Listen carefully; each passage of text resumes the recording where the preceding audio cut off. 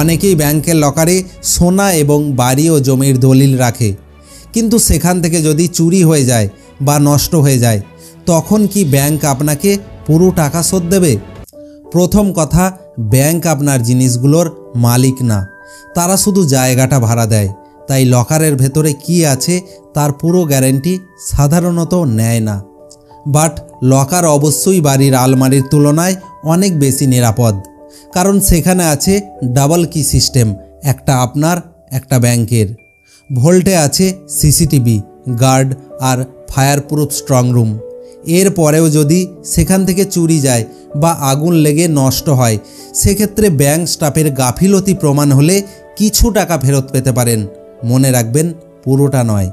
তাই অবশ্যই সোনা ও গুরুত্বপূর্ণ ডকুমেন্টসের আলাদা ইন্স্যুরেন্স নিয়ে রাখবেন।